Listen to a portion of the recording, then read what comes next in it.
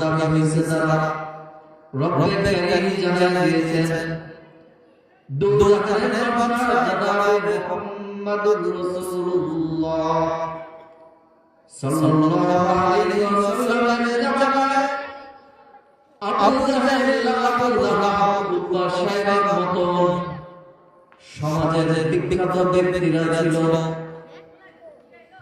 ওই জামানায় সমাজের নিম্নমানের হযরত বেলাল হাফসী রাদিয়াল্লাহু তাআলা মতো মানুষেরাও ছিল যারা সমাজের মধ্যে গোলাম হিসেবে পরিচিত। আর আবু জাহেল তারা সমাজের মধ্যে নেতা হিসেবে মাতব্বর হিসেবে পরিচিত। আবু জাহেল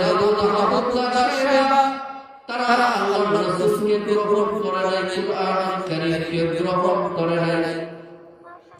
গ্রহণ করেছিল হযরত বেলাল হাফসী রাদিয়াল্লাহু তাআলা।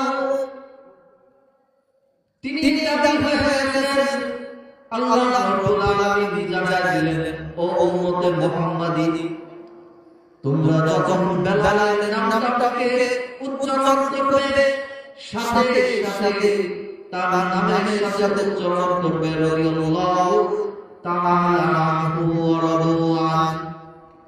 আল্লাহ রাব্বুল আলামিন ঘোষণা করেছিলেন যে রব্বে কারীম তাদের উপর সন্তুষ্ট, তারাও আল্লাহ রাব্বুল আলামিনের উপর সন্তুষ্ট। সুতরাং এই মানুষগুলা নাম উচ্চারণ করলে সাথে সাথে সম্মান প্রদর্শন। আমি দ্বিতীয়বারে সন্ধ্যা আইনা নাই, বাসায় যাবি ওখানে দ্বিতীয় বাসাটা কেমন।